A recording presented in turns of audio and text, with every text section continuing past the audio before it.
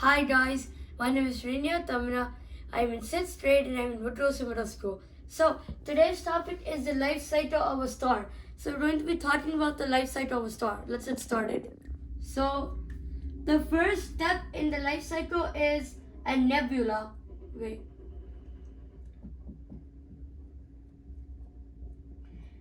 If you don't know what a nebula is, and you know the clouds we see high in the sky, right? And like they do rainfalls from them, but this is different. This cloud is filled with a lot of gas and dust and has all the correct nutrients to form a star, but some don't, some do. So this nebula, all the atoms and everything started fusing together and colliding with each other, and then the nebula started becoming hot to 1,000,000 degrees, and it started heating rapidly, and then eventually it becomes a star. It becomes a star. There are two types of stars, okay?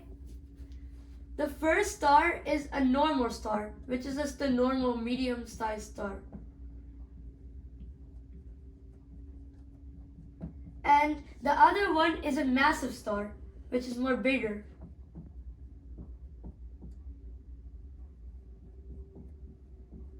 Okay, now since we talked about how they're born, we're going to be talking about how they die, okay?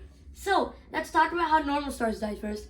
So normal stars don't explode into supernovas and all that stuff you hear about in the news. That's what massive stars do. We'll talk about that in massive stars. So normal stars, they swell and they start become stars which are 0 to 8 times the mass of the sun. They swell and they become red giants. So they swell, that means becoming bigger. They become bigger and they become a red giant, okay? So a red giant is really big. That happens when the star or your normal star runs out of hydrogen and it is using helium as its fuel. And then when it runs out of everything, if nothing is left but a planetary nebula. It's called a planetary nebula, not that. So this is a planetary nebula.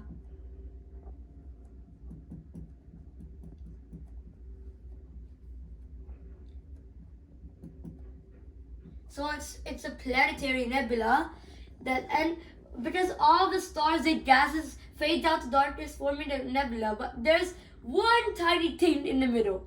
And that is a small white dwarf. Okay, let me just write it bigger.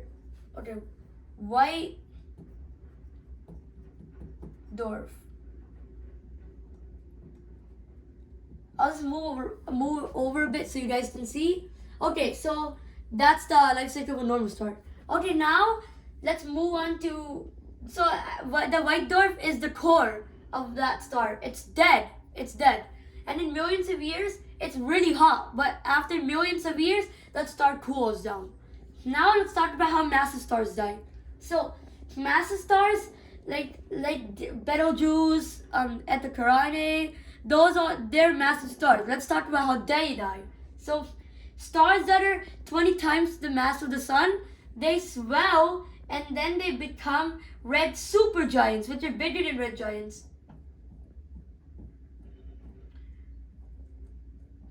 Red supergiant. So red supergiant. And then after red supergiant, its central core collapses and then it forms a supernova explosion, okay? Supernova.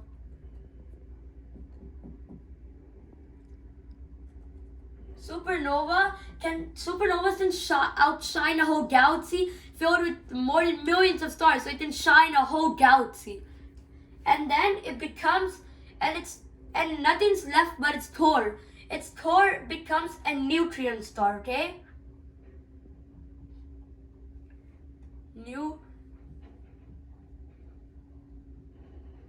Neutron star, okay?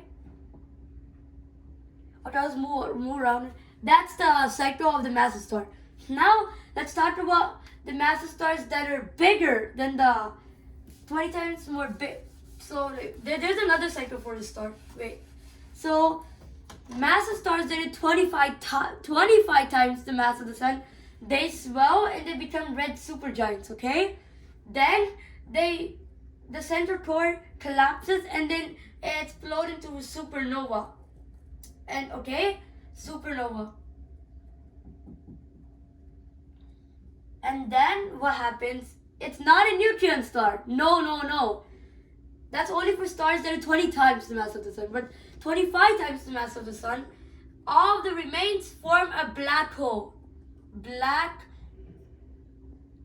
hole. It forms a stellar black hole. Remember stellar black holes from our last topic? So it forms a stellar black hole. Here you go, guys. So that's basically it. Now those are the life cycle of the stars. So guys, I hope you enjoyed my video. If you did, smash that like button and we'll see you all next time. Bye!